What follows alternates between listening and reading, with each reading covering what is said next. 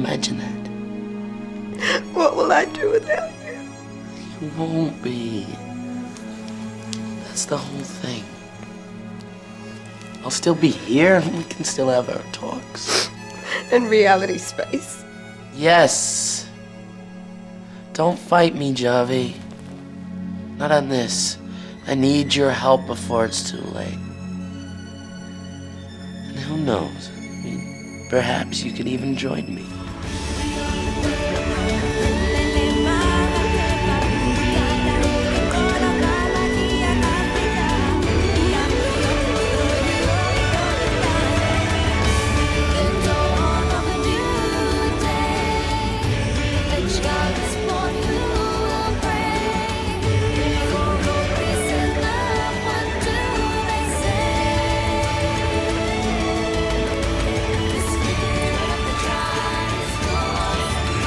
Welcome to Series 4, Episode 46 of Conversation on Eagle Mountain, a podcast about the tribe. I'm your host, Lance, and joining the podcast panel today is Liz. Hello. Sabine. Hi. And Tamsin. Hello. With episode notes done by Matt and myself. So Series 4, Episode 46. The screenplay was done by Tony Osborne. It was directed by Costa Boats. And the episode synopsis be read out by Tamsin. Ram moves to reassert control amidst scheming in his ranks, while Jay and Ebony find they're not out of the woods just yet. Alright, yeah, let's jump into a very techno-centered episode. Yay! So, we'll come back to that, Still unable to find the two fugitives, Java threatens Ved if it turns out that he's helped them escape. When he questions her authority, he's brought down to earth by Ram. Shortly after, Java and Ram force Mega to tell them about the confidential work that Ved has had him doing, which turns out to have been adapting the Paradise program for Ram. Ram quickly goes from anger at his code being touched to being impressed with the work. So panel, this is actually the last time we're going to see Ved in Series 4. What do you make of that and the integration of Mega? Honestly, it took me a while to realise that that was the last time we were going to see Ved. And I've got to be honest, it was such an interesting conversation that he went out on with Java. And it's like, yet again, it's another reminder of what we lost in this series when we lost Ved. It's such a shame. And yeah, it's really disappointing. I don't know if anybody else felt that way. Disappointing is mild, because you had all this time to set up his exit, and this is it. I mean, yeah, it was a nice conversation, but this is it. Like, yeah, it's just it just feels mind blowing. I still feel like they purposely did not want him to have proper closure for his exit. I think you're right there, Sabine.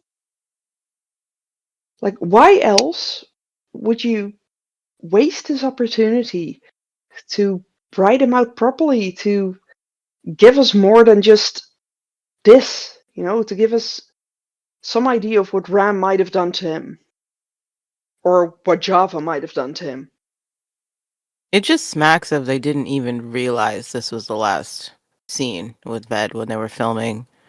And it brings into question, why did they keep him on for the rest of the season after axing Chloe? I just don't. I don't know what the heck they were even thinking. What was going on behind the scenes? And it's such a disappointment because Ved's energy here is intriguing. I want to see where I want to follow him out of the room.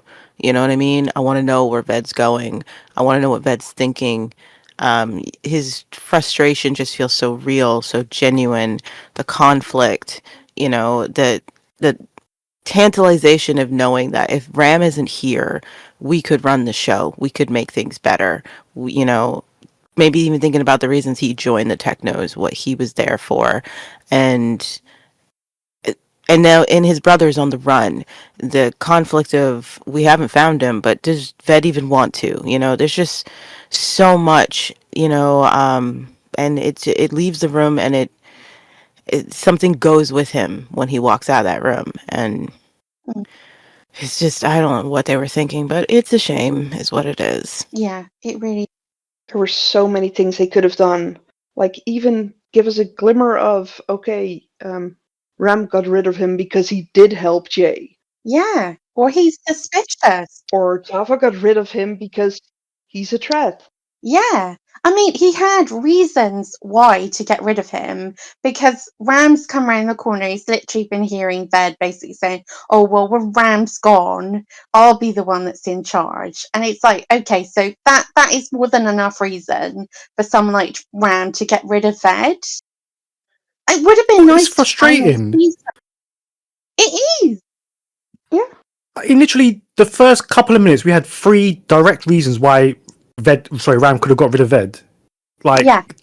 going after, worried about Jay. Did he help Jay? Mm. The Yeah. tampering with the Paradise Code. Yeah. And then what you just mentioned, like, there's 3 distinct reasons, but Yeah. all lead to nowhere. Nothing is like, he just vanishes and that's it. Yeah. It's just crazy. Does anyone else feel that it would have been also nice just to see someone actually gotten rid of, as opposed to like him being Yep. led away, have a scene like that? Even having him unconscious somewhere would have been more closure than this. Yes, because the only person that we've seen, well, we've seen 2 people get disappeared in front of us, which were Jack and Ellie, and they're both obviously going to come back. Spoiler. But yeah, it would have given us, like you say, it would have given us some closure. As it is, we just go directly from that into back with Mega, and it's, oh my god, his posture at that computer, it made my back hurt. At the ripe age of 30 something, I was like, no, you need to sit properly because when you're my age, you'll be in agony, hunched over. And yet it's fitting with how most Yeah, that's true. people sit at that age, especially those into computers and gaming. I think this is a better introduction to Mega than the scene we got before. Mm. Everything about his energy, exposition, it's explained very quickly. Okay, so Java 1, she sees him, she acts as though he's someplace he shouldn't be and is doing something he shouldn't be doing. He's very twitchy and uncomfortable and not quick to admit what he's working on. And then he tells her, I'm working on this program for Ved. And he's anxious about that because he doesn't, clearly he and Ved maybe aren't supposed to be doing this. That all sets up Mega much better than the one where he and Ebony have rapport out of the blue, Yeah. this face we've never seen before. This is a better intro. It was the original introduction before they went and did that pickup shot with him and Ebony. And so I think they could have been done a little bit more with this. Like, Mega's left holding the bag because Ved disappeared, like that. But this would have been the best introduction if they'd actually done something with it. And of course, I thought his energy and being confronted with, Java and Ram finding out that he's been doing this. And then when Ram looks at the code and is impressed and happy about it, da da da. So I think this should have just been Mega's introduction, and they could have just beefed it up a tiny bit more. But this should have been we met him. Mm. Yeah. The code annoys me though. So much. Go for it, Sabine. I just can't. It's just so much random gibberish. It's like they let a toddler on at the keyboard. I suppose it looks cool on the screen. No one's going to notice.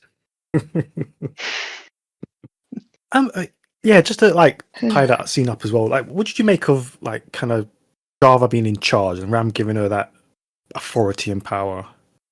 It makes sense because of a little bit of how she handled things when he was out of commission. It does make sense. This isn't the first time we've seen Java running the show. Like, from the moment we've met the Technos, it's clear that he could always count on Java to make sure stuff got done. She was one of the few Technos you ever see the Technos running. And so it seemed to be incredibly logical to me. Yeah, I agree. I guess for me, it just makes sense simply because Ram has been going on about loyalty. He's Yeah. originally stated the only people he actually trusted were Java and Ved. And after what Ved did earlier, he no longer trusts Ved, so Java is left. It makes so much sense that he makes her the person in charge. He knows nobody likes Java, so she will always come to him. I also think Java, when it comes to the tech, does not have the vision of, let's be honest, RAM or Ved or Mega. So I think with her in charge, RAM can expect his wishes to be carried out in terms of the tech to the letter, as opposed Mm-hmm. to Ved and Mega, who've been doing their own stuff behind the scenes. Yeah, she simply can't. She doesn't have the skill for that. Yeah. She's also not aspirational. Mm. You know, she's not a visionary. Mm. And this isn't, I'm not like dogging on her, but she does not seem to think further than what the plan already is and keeping the plan as it is. Where if it was Ebony, she'd be like, what can I do with these resources? And Siva's like, I want something away from all this. You know, Java, she doesn't act on any of the dreams that she has. She has expressed wanting more than this life, but she doesn't know what to do with the resources at her disposal to get that life. So she does stay in line. And yeah, that would be appealing to someone like Ram. Yeah. And I mean, And without her sisters there, she has no one else. yeah. But Java also, she gives that middle management, like you said. She's not creating anything. She's just keeping things in line. She's not going to change or upset the status quo just to some extent.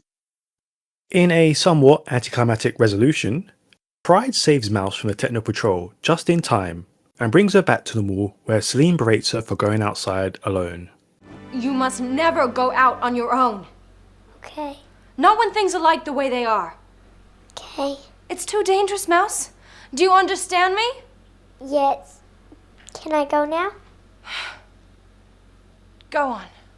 So yeah, in a very techno-heavy episode, what did you make of the Murat storyline and the lack of action as the Technos build themselves back up? If I'm honest, I'm actually struggling to think of what to actually say about this. Because we all knew that Pride was going to save Mouse. That was no great surprise. And this is all in service to Pride's big redemption arc. And I've got to be honest, I'm really not here for it. And I find it hard to summon up the energy to really talk about it. As for Celine telling her not to go outside, I mean, that's basic. She shouldn't have been going outside. There was a curfew in place. So, yeah. The only thing I liked about it, I guess, was some of the cinematography, some of like the shots, like instead of just full close-ups all the time, there were some nice wide shots that I enjoyed. I liked Mouse's energy. Um, just she's really bringing it that this is a little girl who is longing for more than this life is offering, more than what her caregivers are offering. Even when she's being lectured, I liked the energy between she and Celine when she's being lectured.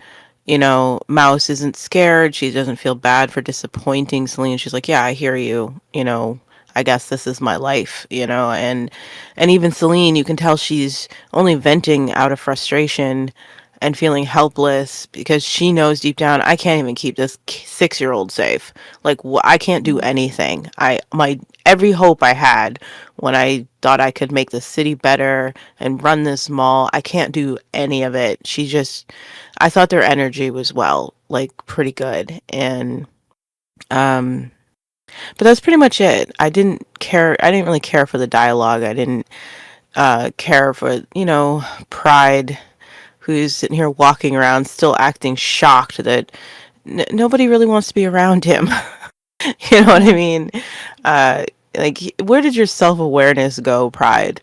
You know, even your sense of shame. You like anything. You're just sitting here waltzing around like nothing. You haven't done anything horrible to these people who trusted you, and shocked that they just can't be bothered with you right now.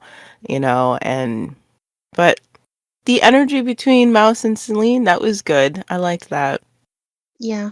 I mean, I think the most interesting thing that came out of it is that the technos, as they're trying to reassert themselves, are doing what the Chosen kind of did, which is trying to shut everything down. Mm-hmm. They're trying to control the flow of information. They're trying to control people's bodies, where they're allowed to go in the city. And so, I mean, this is the death rattle now, isn't it, for them? Not even just where they're allowed to go, but even what they're allowed to wear. Yeah, well, yeah. I mean, yeah. That's No matching patterns. nope, no mixing plaid and stripes in your attire, because otherwise you'll be thrown into a cave. Yeah. That's seriously, those rules on that whole new Orders of the City list are just absurd. They do feel like they've been created by Java, though, which I think is kind of nice and in character. Yeah, they do, but like the whole, we're fed up with the lack of order in this town. We demand structure and control.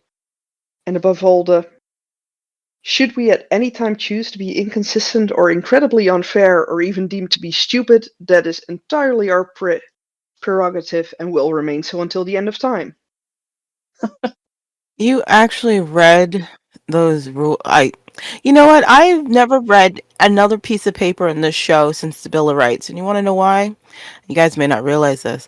I paid attention to what was actually on the paper for the Bill of Rights. And did you know it's just Bray's name over and over and over again? Yeah. No way! Are you for real? No, I'm just messing with you. No. No, that's just a private joke. When I was younger, Yeah. my uncles, I got them into the tribe. And so my uncle Anthony made me my own personal tribe. And it was fantastic. It had like tin of beans, ketchup, some funky Barbie clothes, a chicken keychain, just some really fun My Tribe Mhm. survival kit. And he wrote like this whole paper, directions for opening the box and enjoying being in tribe world. And it included the Bill of Wow. Rights. And it's typed up That's a cool Bill thing. Bray's name just over and over again, the font getting bigger, more eccentric, exclamation points. And it was just the Bill of Rights is Jay and he's screaming. Sorry, Danny, who's that? I had to do it for Maggie. I don't know her. Danny who? Or him. Or him. It could be a him. That's so cool, though. What great uncle. But yeah, I just cannot help myself when they put strange pieces of paper like that Yeah. into view on a screen. Because I want to know what kind of ridiculous things they've put on it. It's interesting, though, going back to the scene, going back to the Mallrats. I mean, I felt like we have had at least an attempt to do something with the Mallrats in season 4, but going forward, we're going to get more scenes like this, which feel repetitive and boring. And the writers just want to be writing about Liberty and the technos as opposed to anything in the mall. And it feels very much in this scene that their attention's drifted quite far from the Mallrats. Something in the scene that I did find interesting, though, is Celine's annoyance at the fact that Mouse wants to learn to read, and whoever has time for something like that in a world like this. Yes. It's such a big contrast with season 1 Celine. It's even a contrast, though, to what she said when she went in and had her list of things that she wanted from the technos. Yep, because it's something she wanted for these children, and ever since she found out Pride lied to her, she suddenly doesn't care about anything anymore. Yeah, but I mean, that's just girls in tribe world, let's be fair. Yeah, but it's just ridiculous. I'm actually glad that we have Siva to just tell Mouse that, sure, honey, I'll help you with this. Yeah. I love the relationship between Steve and Mouse. Yeah. She feels so much more motherly than, well, Celine has. Yeah. Even though people always deem Celine kind of the tribe mother for ages, but Well, I mean, she is very motherly and she looks after all those kids. she takes them in. But The other thing I really liked about Siva in this, though, is the way that she will stand up to Lex and she's like, who do you think you are, Lord Mark? Mm-hmm. I liked that table Yeah. scene. I thought it was Yeah. dynamic. It had a nice energy, a nice flow, a nice casual reminder that this is their home, and the back and forth. Even though what they're talking about isn't all that important, we that banter is necessary to remember these are people just trying to live in this world, and sometimes you need meaningless chatter among them, chatter that can express how they feel about each other and how they relate to each other, how they get along. And there hasn't been enough of that in this season, of just them being humans with each other. And so I just like the casual staging. I like that for Siva and Lex, his reading skills or lack thereof isn't a sore spot for him. So whatever Mm. Siva did, she made him feel comfortable enough in his skin that she can literally tease him about how well he can read, and he's not Yeah. offended. It doesn't bother him. Mm-hmm. You know, things like that. I like those little moments. Mouse is expressing wanting to read, and you've got Sammy like, ugh, you know what I mean? Which is just a very realistic reaction. And even not just that Siva goes, I'll teach you to read, sweetheart. It's the way Mouse mouths back to her, thank you. Mm-hmm. You know what I I mean? love Like, that. Mm-hmm. those They're small so sweet things together. humanize these people and remind you who they are and how they are Yeah. with each other. And I liked that table scene a lot. Yeah. I mean, there again, though, there's frustration there because I would like to see more of Siva, and I Yeah. feel like we're being deprived. Back at the mall, May apologizes to Pride and hopes that there might still be a chance for them despite the presence of Celine. I think there's a few things we have to go over. The only thing I want to say to you is I'm sorry. Don't. I know what it felt like being hooked on the game. Is there anything else? Like? Me. And you? I think we both need a bit of space before we go over that, May. Lots of things have happened since we were together. By things, I assume you mean Celine. But Pride, as usual, avoids giving her a complete straight answer. So yeah, we have touched on it a bit, but yeah, what do you make of Pride falling back into his old habits when it comes to treating May? I was so rude then. It enraged me so much. While you were speaking. Apologies. Mm-hmm. Honestly, though, I just can't with this.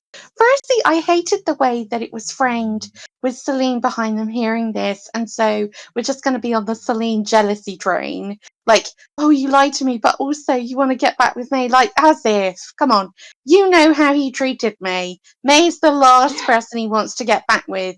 If this was Amber, yeah, okay, I could see your point of view, Celine, but come on. So I hate that it's just going to be a facilitator for that. And like you say, I hate the fact that he cannot be straight with me. Just be honest. I'm not interested. I'm with somebody else. Yeah, I shouldn't have messed you about the way I did. I'm sorry you're addicted to reality space, and that was the thing we were sharing for a bit. But I'm over that now. Move on. You know? It's like all he should have said was, "I'm just not into you." Yeah. He won't do that though, because he wants to keep Nope. his option open there, I think. Yep. If He's he definitely the sort of guy that would text you at midnight going, "You up?" You know? maybe he's just keeping his options open in case he screws up with Celine permanently. Yeah. Well, he's just going to keep May in a holding pattern because he can. Because the sad thing about this is Pride is probably the nicest boyfriend May's ever had, which is Mm-hmm. depressing in itself. Yeah. Poor May. Yeah. I It's mean, just. they were barely in a relationship. If you No, call but it a I mean, relationship. yeah, but the way she looks at it, I know the what way you mean though. she Yeah, looks at him, I'm just it poking is fun. quite dark when you think about it. That this is the guy that she's desperate to be with because he's treated her better than any of the other. Like, come on. No, it's sad, yeah, because he the way he's treated her has been awful. But from her perspective, yeah, this has probably been the best treatment from a Yeah, guy she's had, probably. Yep.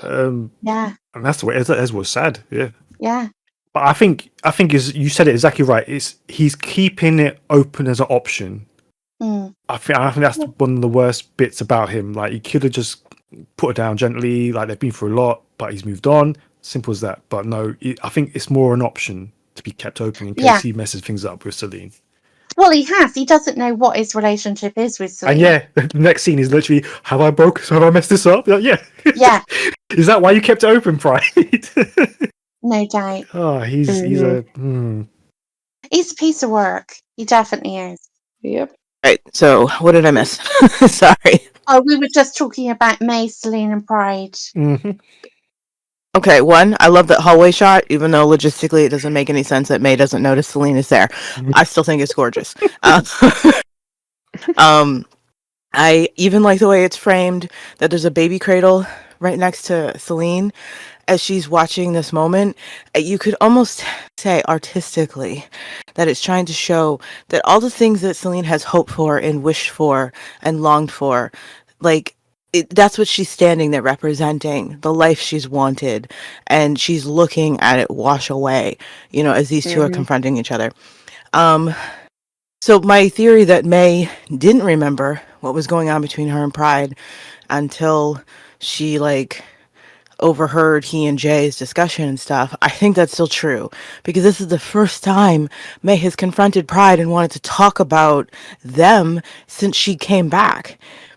Why would she suddenly want to talk about them when she's been back for, what, weeks now, and seen the two, he and Celine, together, and hasn't been affected by that at all until that one day she heard Jay and Pride talking, and then it all came flooding back or whatever. And Pride has the audacity to tell her, we need space before we can discuss this. Are you frigging kidding me? Are you frigging kidding me? There's no excuse not to have this discussion with her. None. No. Except he don't want to have it. That's all it is. He doesn't want to have the conversation. There's no reason to put her off from having this conversation other than you're a coward who doesn't want to have it. Yeah. Yeah, and as we just figured, he wants to keep his options open in case he screws up too badly with Celine. Ugh. That upset me so much. Here is May, who he was lucky. She came home and didn't question him at all about them, about his lack of, investment to save her, or the fact that he shacked up with her best friend. It never came up. She didn't care. Neither he or Celine felt the need to discuss it with her. It wasn't even a conversation. It's like the writers forgot that May and Pride had a thing completely, And then one day they remembered after she'd been back all this time. And then they were like, oh yeah, this probably should get addressed at some point. And she finally is like, yo, can we talk? Been remembering and feeling some things. And he's like, I think we need some space before we discuss that. I would have found the nearest staircase and thrown him down it. You've raised an interesting point though, like why now? And I wonder if, it could easily have been that conversation that she overheard. But I also wonder if them sort of being addicted to reality space at the same time, sneaking off with each other, it was very much framed as an affair. And now he's gone cold turkey and they don't have that. I wonder if some of this is about May just discussing, what are the boundaries? What are we to each other? What is going on here? Yeah, did she even realize they weren't together anymore? In a better show, in a better season, I would agree with you that something deep like that is being inferred here. What we've in this script, in this season, I think you're aiming too high. Yeah. So often I aim for the sun.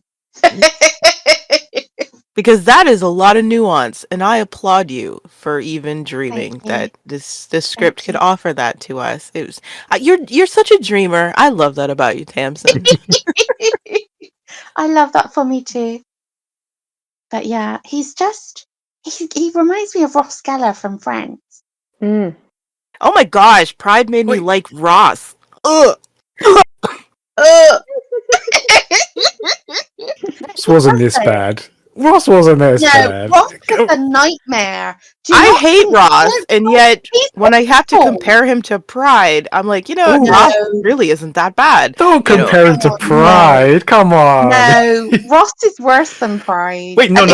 Ross hasn't treated his girlfriends as bad as Pride has. No. I won't have that. I will not have that Ross slander.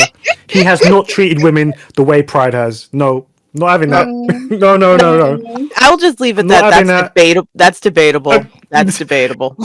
It is. He has Some ladies. no. It is Sorry, I'm not having debatable. that. I'm not having that Ross slander. I think it's 3 against 1 here, Lance. We'll table that one. We'll Yeah. Mm. we'll show mercy and table that. For now. But He was on a break. shut up. It could not have been more than 5 hours, and he goes and has sex with someone else. Come on. Hey, listen, we've had Bray in this show. His dead girlfriend has literally been what, an hour? But his dead girlfriend is the Rachel, right? Danny is the girl from the coffee place. Anyway, Sorry. no, it's okay. It's we touched a nerve there. I love learning little nuggets about you, Lance.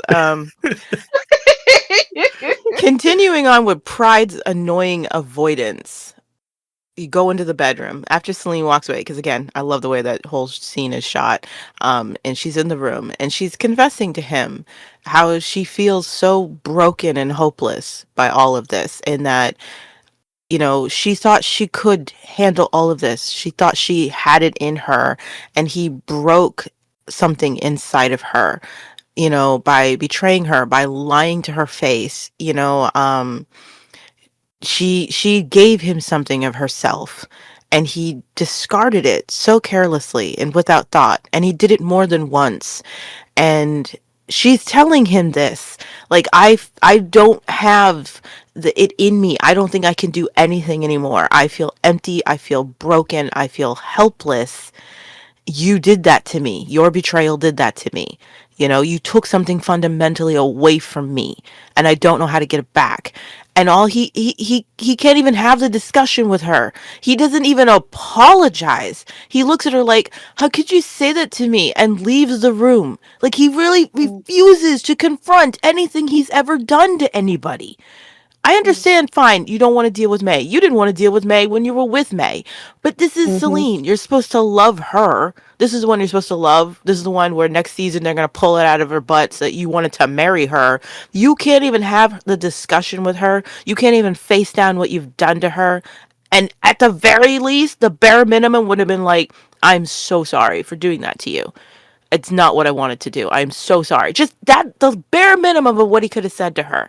And Yeah. instead, he walked out the room because he didn't like hearing it. Mm-hmm. Garbage.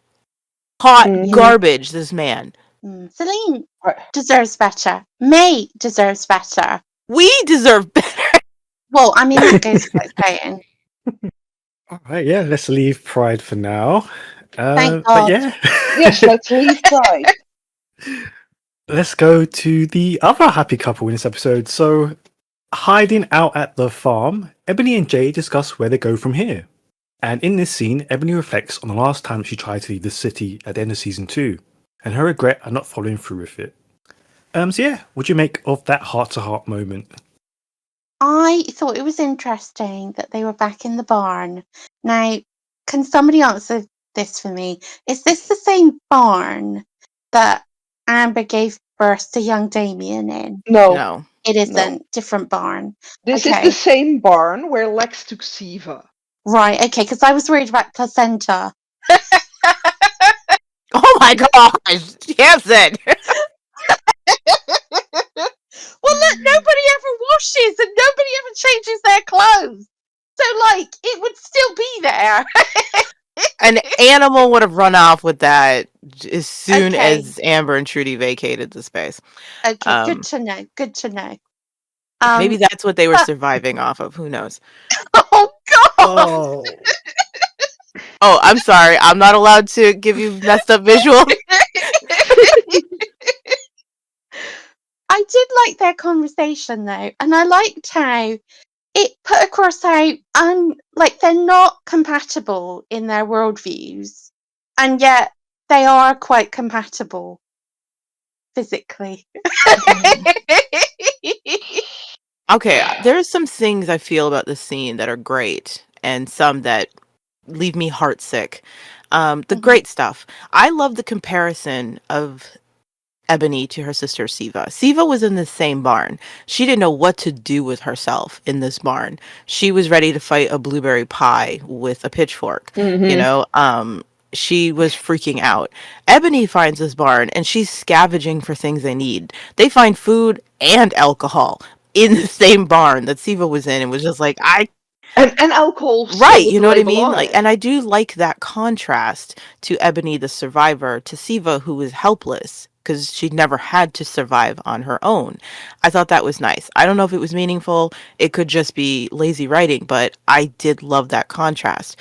Two, I like that conversation of Ebony actually addressing this attachment she has to the city. Without love, the city was literally all she had. It was the only thing she could cling to. And here she is expressing that she, yeah, I almost left before because I fancied myself in love with someone and I regret making that choice because I was just dragged back into the cesspit and infers that love was not requited. I also love the hints that she and Jay don't feel exactly the same about this exile. And it hints at the fact that Jay isn't 100% in. Ebony is fine with turning her back on all this. She's okay. She's burnt every bridge. Like she can't remain in the city now, and she's okay with it. She doesn't seem to regret Mm-hmm. the fact that they're running away together because she has him. This is what she's literally confessing to him in telling him this. I would run away for love. I almost did it before and now I Mm-hmm. have it and I'm fine with this. I'm totally cool. I don't care what direction we go as long as we're together. Just pick a point on the map, babe. I'm with you. And Jay, just look at, I will say, this is one of the few times James's subtlety and his eye acting and stuff comes through. He isn't 100 gung ho with having to leave it all behind. He had dreams of what he wanted the city to be, why he came here. And as much as he's glad he has Ebony on his side, it's kind of a consolation prize. And you can even, given what's going to start happening, infer that he got what he wanted. Ebony gave up everything for him, and he's already losing interest. You Mm-hmm. know, and he's questioning. He's already questioning, like what we're doing. He was grateful that she chose him, but now he's like, all I have is you. I don't know. I don't know if And that's that enough. vision, the vision Mm-hmm. means more to him than she does. And he stated that from the start, which I do think is actually pretty good characterization. From the start, Ebony was willing to give up everything to be with this guy after they'd slept together like a few times. She was already like, let's do this. Screw Ram, screw everything. Let's just be together. And he was like, no, you're hot, but you're not worth that, So I do like that continuation. Like that's been a struggle. I wish they could have done more with it instead of just tossing everything they'd built up with these two in the trash, starting within the next episode. Heck, they start at the end of this episode. So yeah, I think there's some great stuff here. And it also makes me sick to my stomach when you know what comes next. Yep. And it's reiterating as well something we already know about Ebony, which is what she really wants is love. She wants to have her love reciprocated. And she is, like you say, she's all in and she's prepared to do this thing with him. It does make me wonder, though, if this had actually been the end of Ebony and Jay, how would you guys have felt about that? What, you I mean them going off into the sunset together? Or Yeah, basically, yeah. I I might would have have been okay with that. I would have preferred that to what we get. Mm-hmm. Mm, Heck, I wouldn't even mind if we reach this point and Jay's like, I can't do it. I can't give up on the city. I would prefer anything over Amber being the catalyst for this ending. yeah, And then the whole One, situation that Amber got didn't come deserve to be after. like right. She didn't deserve to be dragged into this mess. yeah, They should have just been left alone to end or go on forever. Just the two of them, based on either their differences or what brings them together. That's what I would have yeah, liked to see.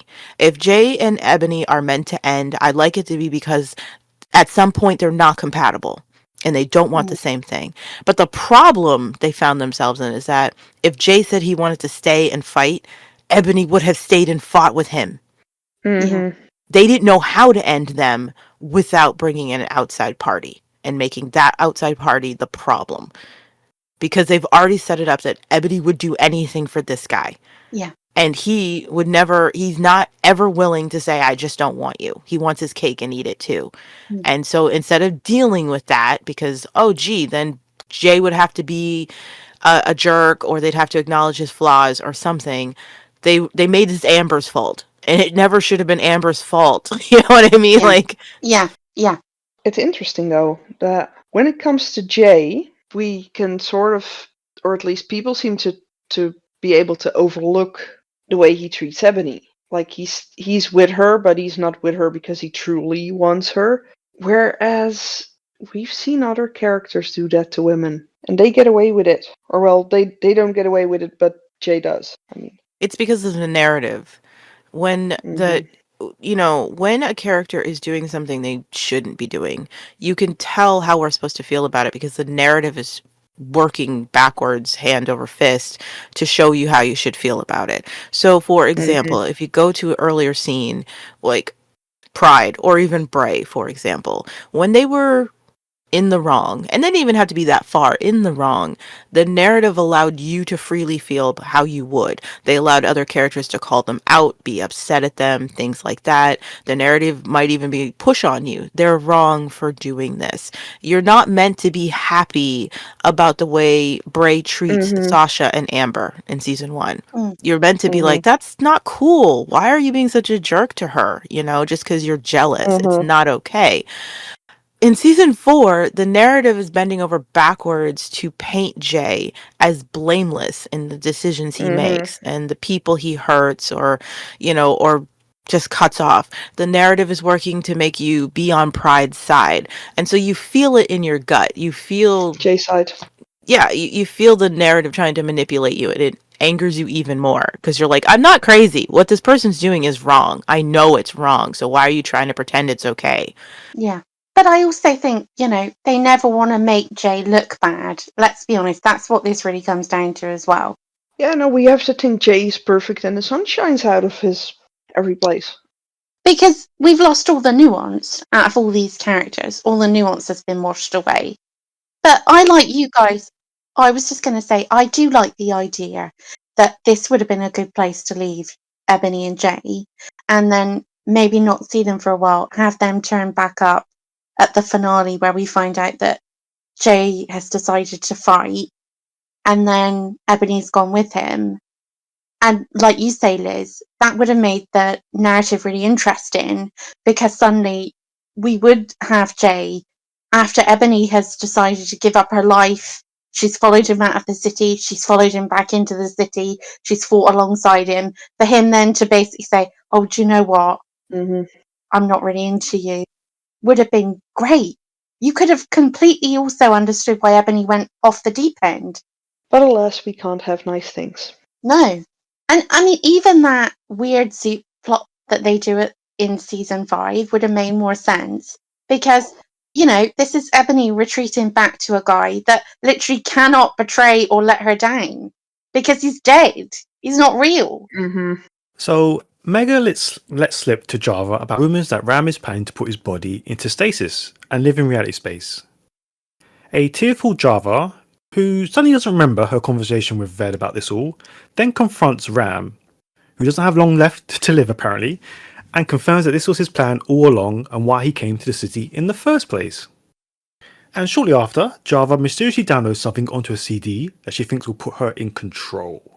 So yeah, what did you make of all those techno shenanigans? Okay, if you put the shenanigans to one side, We can't. just put them to one side for 1 minute. I really liked the scene between Ram and Java because we'd seen him before doing a Shakespeare quote, cackling to himself like a maniac, like he always is. And then we see him in this moment of total truth where he's actually being honest with her. And it's such a different acting style from Tom. It's much more reserved. It's more conversational. he is just telling her, yeah, no, this is what is actually going to happen. And it's like he's taken all the Ram armor off, and this is who he actually is. And he is talking to her, and he's telling her, this is how it's going to be. But the other thing is, originally, wasn't the plan for them all to go into reality space together? And now he's just going. Yeah, because that's what we were told earlier, that he meant to go into reality space with Java and Ved. Originally, probably Jay as well, Yeah, and Ebony. and Ebony, and All his all his real friends. wives. Yeah. But so if you remove all the shenanigans, the stuff that didn't really make any sense to me, and you look at this scene on its own in isolation, I really liked it. There was a lot of great acting from Tom and a lot of great acting from Megan. And you really, I would have liked to have seen again much more of this, more of these moments between them, more of this sort of honesty. And I really liked in isolation that one pocket of them being together. Yeah, I agree. When I watched this scene, I was like, this is what we needed more of. We needed more scenes of Ram being tender with Java, giving us a reason as to what it is about Java that makes her different from the other wives. And I actually think if we'd gotten more of that, Ram and Java could have gone down as one of those great contentious couples that seem like a hot mess on the surface, but there is something underneath all of it that connects them. They're some of my favorite story couples to read about, like, they're villainous together, and they seem like they hate each other, but there is something there when they're alone that only they know about each other, only they share with each other, something fundamental in a way that they connect with one another.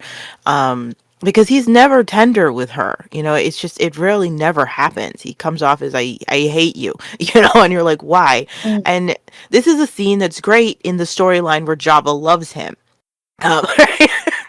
Because they cannot decide, because she's genuinely devastated at hearing that this is what his plan has been all along. Mm. And it confirms that Ved did not bother telling her when he came out what the deal was, but he did tell some other people apparently.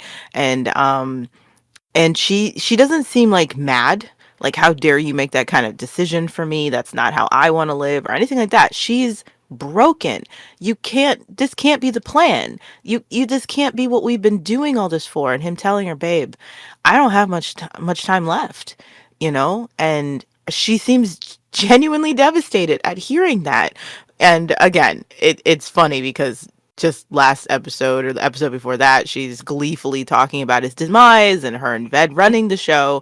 But now she's like, no, babe, you can't leave me. You can't die like this or whatever. But as you said, Tamsin, in its own bubble, it's actually really beautiful. It doesn't Mm. save anything. It doesn't make sense in the scope of their relationship because they're telling like three different stories when it comes to Ram and Java. But in this storyline of Ram and Java, it's actually great. Jesus. I can't get over the fact that they couldn't even keep track of what Ram and Java feel for No. each other in one Yeah. season. Like, at all. They could not be consistent at all about what this relationship is, what it's hinged on, and how these people feel about each other. And they will still try to use this relationship as some emotional crutch in Yeah. season 5. Like, Mhm. Mhm. Mhm. like, are you kidding me? Oh, I don't know how you get it so wrong. I don't really understand everything else that's going on. So if someone can explain to me, what do we think Java downloaded? A mix CD. I got nothing. Maybe she doesn't Oh, spend much time in reality space. So maybe, Uh-huh. because I'm pretty sure that in the next episode, she's playing around in reality space. Maybe she's trying to Oh. see, could I enjoy this? Could I enjoy this Mhm. life? He's so obsessed with it. This is his dream for us to spend Mm. eternity there. Maybe I'll try it, because that's not something Although she, he yeah. hasn't actually invited her, is he? He said maybe. That's not a like come with me now. Nope. I'm confused because when I watched it, I originally thought it was the code that Mega had been working on for Paradise that she Right. downloaded, Yeah. and she was going to Okay. take, I guess, to use with whoever Ved if she can convince him or somebody else. But yeah, I have no idea. Like, it's kind of weirdly staged, but I don't know. Wouldn't it be in the cloud though? They didn't have What the cloud? cloud. They didn't have Yeah, but this is set in the future, so they do. No, it's not. Stop. Tamsin. No. Tamsin, we're not reverting No, back but to those you can't computers in the tell future. me. That's the only machine that code's on. That can't be right, Sabine. They would have backed it up somewhere else. Again, I don't think she was taking it. I think she wants to. I feel like she was just trying it out because in the next episode, that's what she's doing. She's Right. exploring what this is to see for herself. Mm. She's literally just been told that her husband's plan is to go away into reality space and take a bunch of them with him, and she's devastated at that. Maybe she's only devastated because that's not how she wants her life to go. You know what I mean? And she's like, wait, what? Mhm.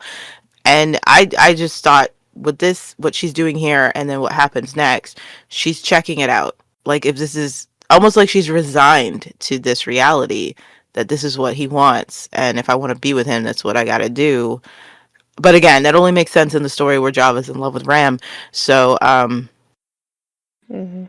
Well, I don't know. I mean, the other side of it is she's not in love with him, but she's stuck in this situation because, as we have said, Java's not very good at the creative stuff.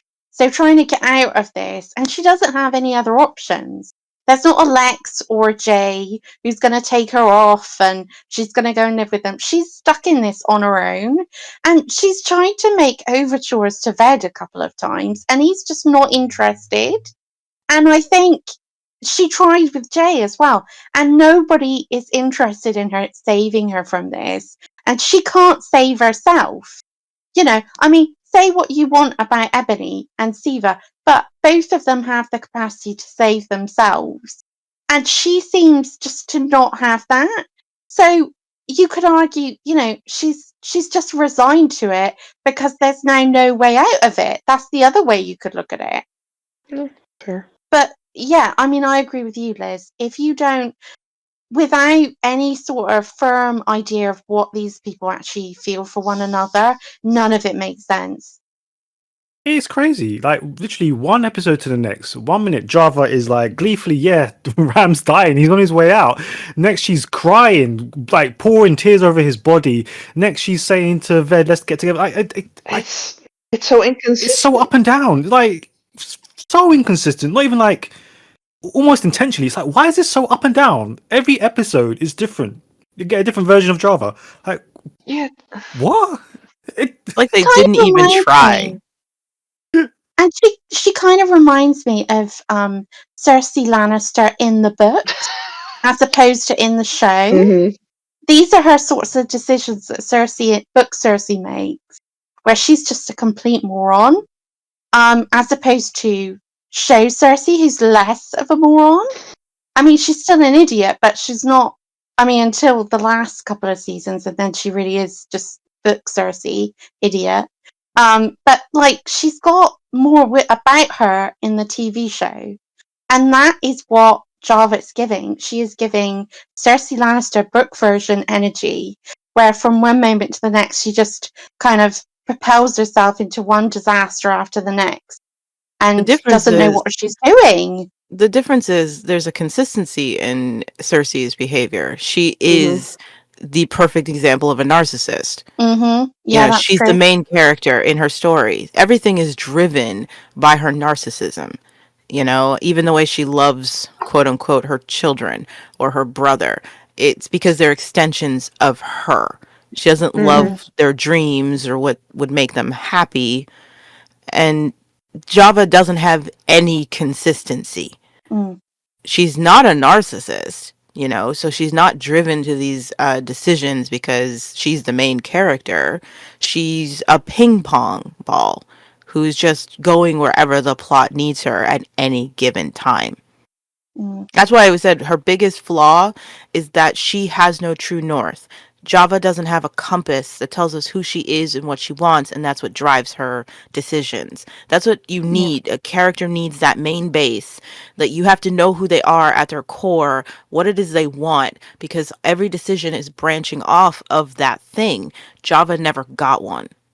She's just spinning in circles. Mm. Yeah. Because every character, even when we hate them, you can break them down to like, okay, what is your true north? What drives you? I can find it. But Java is like the one character I cannot find what drives her because it's not consistent. And this is just in one season alone. I have no idea what drives Java. None of her decisions make any sense. They contradict each other.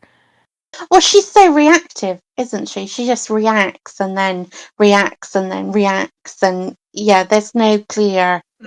Yeah, I mean, maybe Java's actually the token for all the writing that we've seen so far. There's no clear direction. There's no clear characterization, message, plot, Vision. vision. Yeah, Which also makes it tricky to interpret why she's getting this information, why she's downloading something on that disk. I'm still torn about what she downloaded and with what purpose. Like, was Again, she really wanting to try it out? next episode, she's just going to be playing around with it. Yeah. I mean, she's not the one who comes up with the plan to betray Ram. mm, That was Omega, who was like, I got a way to get you out of this. mm, It's not like Java has a grand plan. Remember? no. So it's I don't think she's downloading anything for any other purpose than what is this? I'm just gonna see what it is. If this is where my future lies. Let me go pick out my room, I guess. It makes you wonder how she ended up in this position in the first place. It does, given what we've seen so far. Like, could she have carried all of her plans through to get married to Ram, to become, the basically as chief of command? Does any of that feel realistic given who we've seen she actually is? Which is like, we still don't know who she is. We're episode 46 and we still don't know who she is. Whereas, like we have said already, like it or don't like them, like none of us like Jay, but we kind of know who Jay is. We know who he is. We know who Ved is. We know who Siva is. We know Ram. We know Mouse, Sammy. A lot of these new characters, they might not have as much to do, but we at least know who they are or have at least the concept of who they are. Whereas with Java, who's had quite a bit to do, especially towards this end of the season, and yet we're still scratching our heads. Because at time it feels like she only got herself in this kind of position because she wanted what Ebony had. She wanted to be in a similar place as Ebony was basically with the Locos. But there again, all of Java's motivations are just related to Ebony. Yeah. She has no other character beat. The only character beat that Java has that is consistent is Ebony.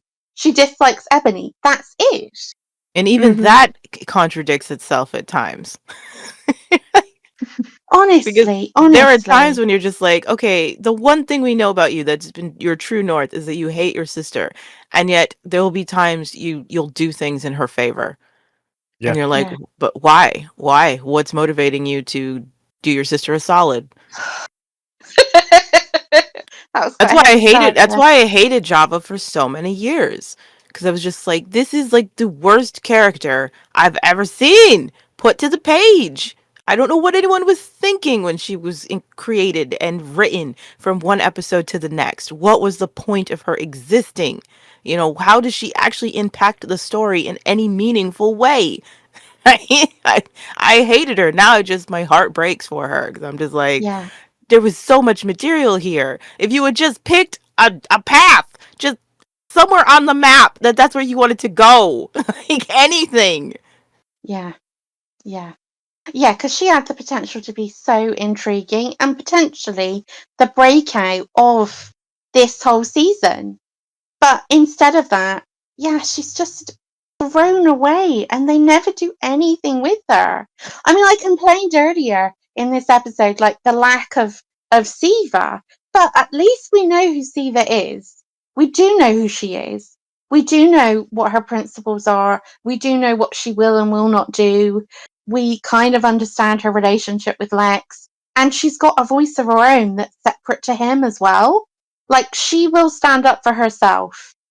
And she's gone on this journey as well. From, like, as you guys have said, when we saw her in the barn and she didn't know what she was doing or how to survive, to now when she knows how to survive but on her own terms. Like, she's got the militia back and she is a fighter again, and she's not pretending to be a housewife. She's reasserted herself, but also she's kept the identity that she entered the ball with. She hasn't changed the way she looks.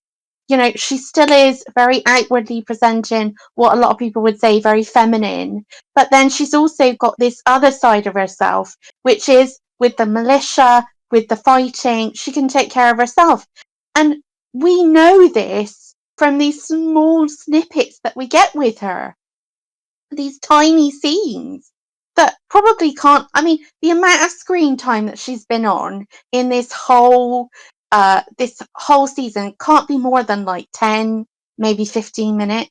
But we know her, as opposed to Java, who's had so much more screen time and yet nothing. Mm-hmm. You know, it's funny that Java makes more sense in season 5, and she barely makes sense in season 5. And we all know season 5 is a fever dream. And yet she's more consistent in that season.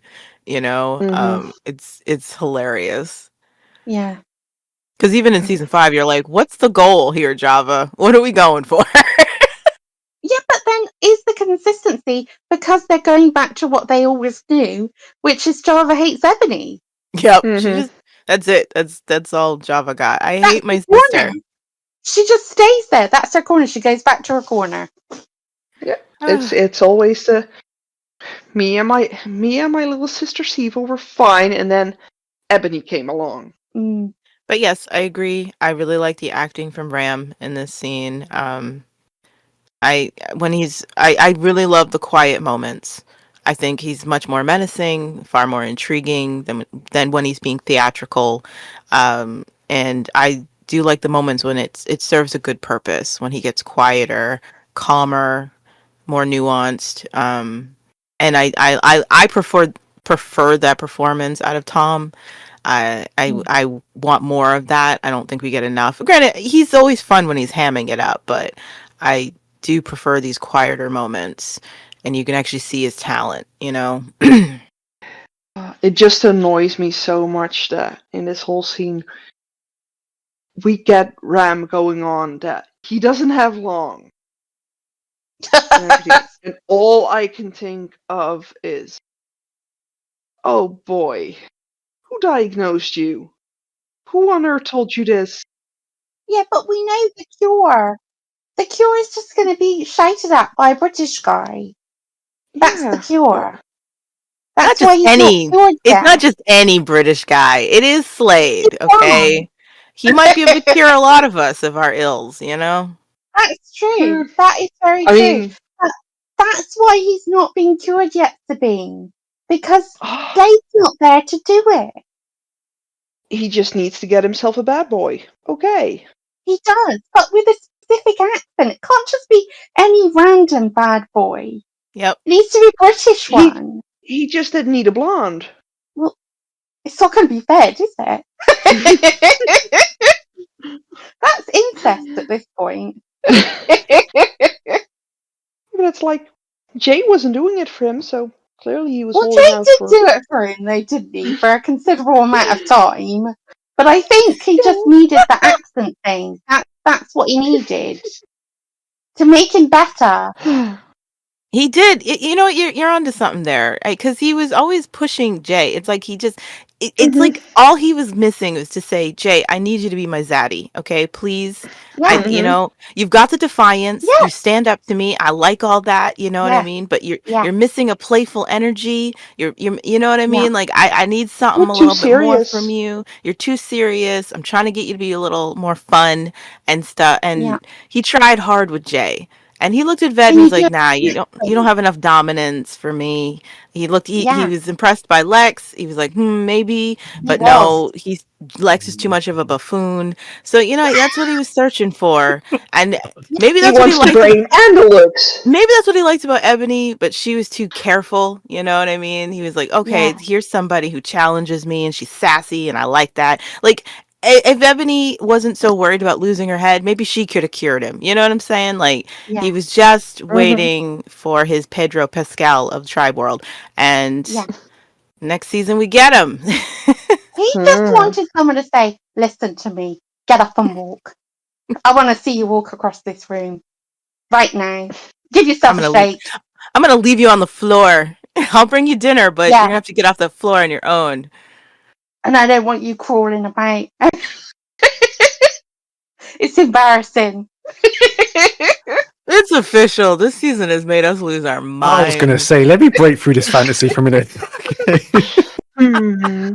Well, can't we stay in the fantasy? It's actually fun. No.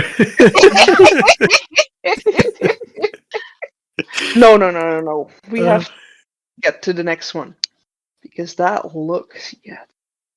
Hmm. Well, we know why. You're desperate to run on because it is the return of the Mac. Yep, let's get her there. Mhm. She's waited long enough. Come on. Yay! so that brings us to our final thoughts of the episode. So Ram decides to send dogs out to track Ebony and Jay, but ultimately they lose the scent thanks to some borrowed clothes from a pair of convenient scarecrows. Finding shelter, they hear a noise and find themselves face to face with the Gaians, including Amber and Trudy. So yeah, what'd you make of the reunion? Sabine, this is your moment. Everybody clear the room. Let Sabine have Go this. on, Queen. Go on. I think Trudy's look of absolute loading says it all. Just that, ah, just the fact that Cece's not just Jay there, but with Ebony, out of all these people to wander into their forest, the is back. Of course, Trudy ain't gonna be happy about that. And we see the tiny bit of foreshadowing for this at the beginning of the scene when Ebony's suddenly worried, like, okay, which way did we go? Did we go north when we were planning to go south? And you can see her thinking and see her slightly worrying with, oh, Mm, crap, I think I know which direction we took and we were not going to take this direction. mm. Because she knows where this tribe is. She doesn't want to head near Amber. Are you saying that Jay purposely led them to the guides? No, don't. No, We're not No, doing no, that. We're not I'm doing that. no, no, no, no, no. no. It was an accident I'm because no, I'm saying that Ebony realized which direction they might have gone yeah, into and wanted to go the other way. yeah, it was clear. You saw it on her face when she was like, "We were meant to go north, but I think we've gone south." And you could see it on her face The when worry. she, Yeah. yeah, the worry. Yeah, she immediately thinks Oh of Amber. no. Yeah, Yep.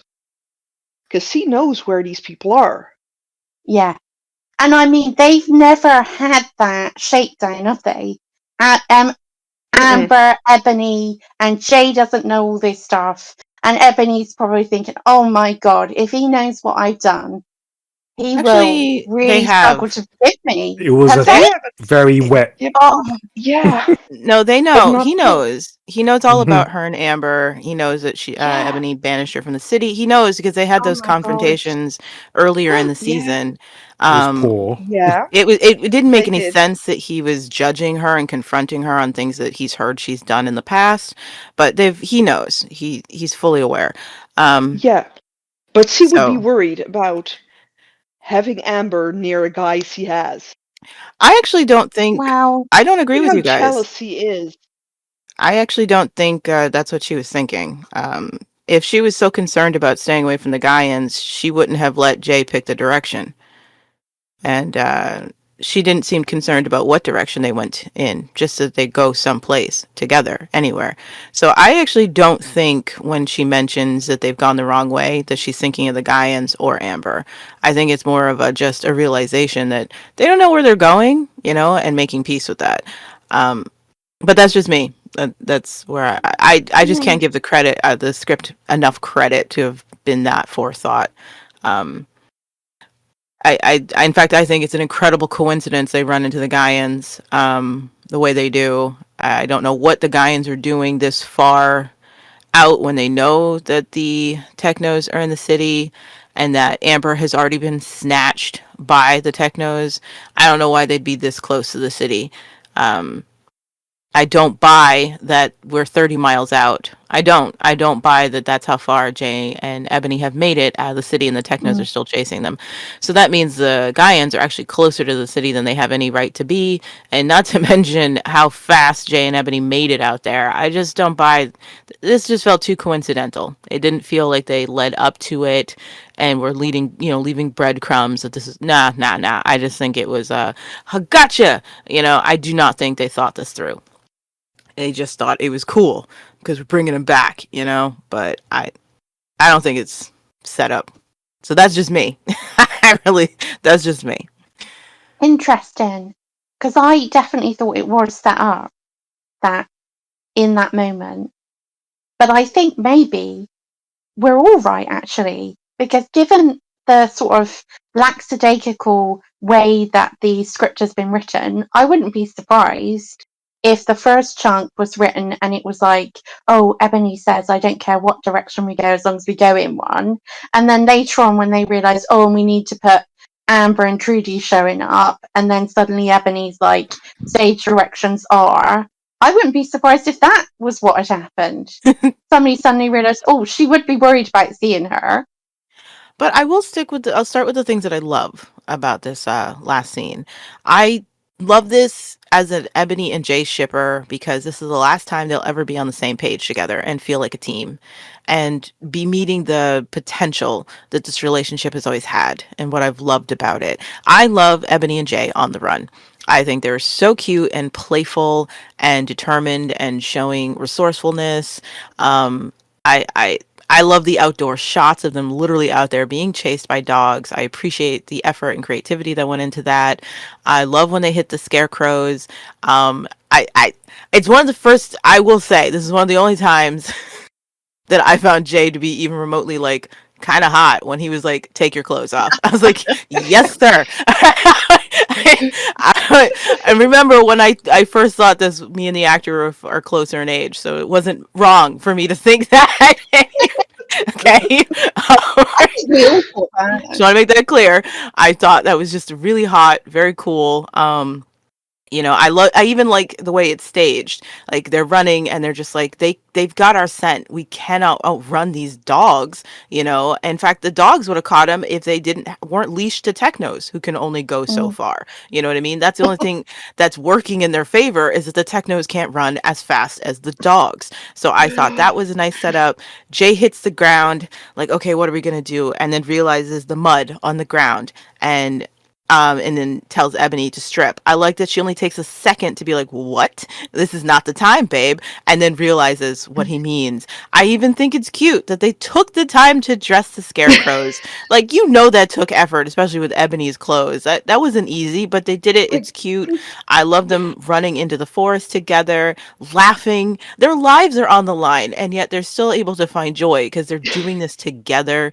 The way they're teasing each other that you smell, and it's so cute and so adorable, and it's the last time we get of these two genuinely into each other, on the same page, on the same team, wanting the same thing, and I think that's great. As for the negatives, it's not that I'm unhappy to see Amber and Trudy again, it's that I know what comes next that ruins this. This was a great surprise the first time I saw it. I was so happy to see our girls. They look fabulous. And I think this is my favorite Gaian look on Amber. Oh my gosh, she looks amazing. Um, so I do like that we see them again. I hate knowing what this implies. I hate that this immediately nosedives my ship. Immediately. Couldn't even just give me the rest of the season. No, as soon as Amber and Trudy pop in, everything's going to crap for my ship. And I just don't know why that was a choice they made. But so I'm two minds about it. Think it's great to see them. I loved everything leading up to them running into each other. I still thought, why are the Gaians this close to the city? What are you guys doing? You last time you did this, one of you got caught. Granted, I know you have more people with you this time, but Amber still got caught last time. You shouldn't be this far from home and as close to the technos as you are right now. But otherwise, it was good to see them. They look amazing. And as for Trudy's look at Ebony, it makes sense that she looks at her that way, but I don't like that Trudy's personality and her feelings towards Ebony will have like nothing to do with the things that Ebony has done to her, just what she's done to Amber. That's what she'll bring up every time Mm-hmm. she's mad at Ebony or telling someone Ebony can't be trusted. It'll always come down to what Ebony did to Amber, not the horrible things that Ebony's been doing to Trudy from the day they met. That's the Yeah. stuff she should hate Ebony for. But no, because she has been relegated to Amber's sidekick and Amber's cheerleader, that's what Trudy's mad about. And so even now, when she sees Ebony in the woods this close to her home, she's not mad because, oh, this girl has been a thorn in my side from the day she came to my school and through the apocalypse has made my life a living hell. No, she's upset because you hurt Amber. What are you doing here? You know what I mean? And it's just, so I seeing that look on her face, I just know where this is going. And I'm just like, oh, for frig's sake. You have so many great reasons to hate her. Amber doesn't need to be one of them. Because even Amber doesn't hate her for the same reasons. You know what I mean? Like, it should be Amber who looks at her like that. Like, ooh, what are you doing in my neck of the woods? It should be Amber looking at her like that, not Trudy being angry on Amber's behalf. It always comes across to me as if Trudy doesn't feel she has a right to be angry about the stuff that was done to her because of the things she did while she was with the Chosen. Yeah, I mean, there's potential there, isn't there, for that to be the reason. Nope. It's as a writer, I know what it is. That she is just an appendage of Amber. That's where it all stems from. She's Amber's appendage. So anything Trudy's upset about, it's never about what's happened to her. It's only what's happened to Amber. So that the script can pad out how important Amber is. Can we do a quick fit check on Amber and Trudy? I told you, they look amazing. Mm-hmm. They really do. I love Trudy's, the coat. I would murder someone for Trudy's coat. Yep. I really like Amber's coat, actually. So you guys can fight over Trudy's coat, and I'll just take Amber's. Also, I like the fact that Ebony is basically covered in poo, wearing rags, and running into Amber and Trudy when they look the best they've looked in ages. Yep. Like, it's so poetic. Yeah, even looking like that, you can't deny that Ebony still looks amazing. That's Oh my what's god, she sickening. does. She looks Yeah. amazing. Mm-hmm. The nails, the Oh, hair, the face card. It is all killing. Even though it never she is, declines. it never declines. Like, she's still outdoing everyone in the room. Yeah, I mean, that's true, but then that's Ebony. You'd have to put a bag over her head Pretty much. and then also over her entire body just her feet are showing for it to ever decline, you know? But then she's And got even then, aura. Yeah, she's got aura. So, no. Without knowing where the story is going, this reunion is awesome. Like, the setup of it, everything, cool. Knowing what comes next, it kind of sucks. And I was just going to say, nice to see Hawk. Yes. yep. See, Yeah. Hawk is my zaddy. Mm-hmm. We know. That's who I wanted to be when I started role playing. I wanted to be Hawk. And they were Mm-hmm. like, why not Pride? I was like, I thought he was dead. No, we cloned him. We need a Pride. more interesting. I think that's In why. More I think backstory. that's in why my my pride defense, I came out forgot. as a better person because I was channeling my inner hawk. Probably.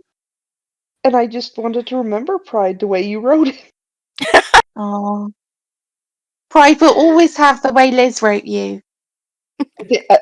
I, I think that that's what actually makes me so sad about the way Pride is if I think about Pride, I think about the way Liz wrote him for some reason. Yeah. Yeah, I think we all do who are, in that world. I'm so glad that my denial and delusion, did something for Mm-hmm. you It's guys. brilliant. It means a Yeah, lot. so good. Lance, how did you feel about the ending of this episode? I mean, you guys summed it all up. Like, I love obviously Amber and Trudy being back, but obviously you hate immediately how and where this is going to go. So it just Mm, puts a dampener on it quite a bit. But I'm glad they're back. yeah, it's been a long time. Yeah, it has. Convenient that as soon as Celine's like, I just don't know what to do and I've lost Mm. everything, that Amber's like, hello. Hey, I'm home. I Yeah, sense desperation. I didn't like that as well. The kind of connection there. Like, okay, so we were immediately writing Celine down and out of the way because Amber's Yeah. back. I hate the fact that Amber is considered to be the leader of the Morats past when she Mm-hmm. when she leaves in season, like when she's killed off in season 1. That's it. That is her tenure, in my opinion. The end of her being the leader. When she returns in season 3, she is not the leader of the Morats. She is a leader of a completely different tribe. And she's barely their leader. Yeah. Yeah, but the That's what point Even is, Bray was their leader.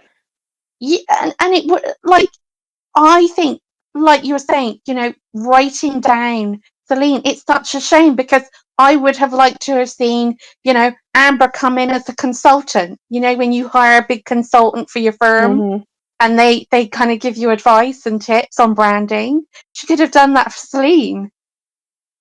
Again, to be fair, the way they've written Selena's city leader has been so poor anyway. Like, this is not Yeah. all on Amber being No, back it's not. No, because no, they Celine's just don't know. it's been Yeah. so poor how they've tried to push up Celine. So Well, yeah, it's Celine's just just been a placeholder. Let's be really honest about this. Celine has been a placeholder because when Amber was back in this, when she came back to the mall in early season 4, they dialed down Celine's leadership of the Mm-hmm. Mallrats. And then the minute she left, they dialed her back up. And now Amber's returning, they've dialed her back down. She's just a placeholder. Yeah, and that's all she'll ever be. Yeah. And it bums me out because you guys know I love Amber. I love season 1 Amber, and I love Yeah. Beth Allen's performance of her throughout the show. Regardless of what was written for her, I always loved Beth's performance. And it just stinks that because of their choices, because of their Mary suing of certain characters, that Amber gets a lot of blame for stuff because they decided to just make her the catalyst of so many things. And I'm like, why would you do that? She was clearly your favorite character and you actually sabotage her, you know? I mean, I can't think of worse character sabotage except for Danny. And Danny it was like circumstantial, you know what I mean? Like they lost Beth, and they had to write this new character in to take her place. So it's like, I don't really blame the writers for that. They were stuck in a hard place. There were ways they could have done it better. But yeah, Danny was sabotaged from the start. But Amber's, it feels like you didn't have to do this. Like you are choosing to sabotage your own character that you clearly adore and think is the best person in this universe and the only person in this universe who can do anything. And you sabotage her and make us hate her. In a way, though, it comes across as very immature writing. When you're first writing and you write a character and you're like, she's part vampire, but also a unicorn. Everybody's in love with her and she's got magical powers.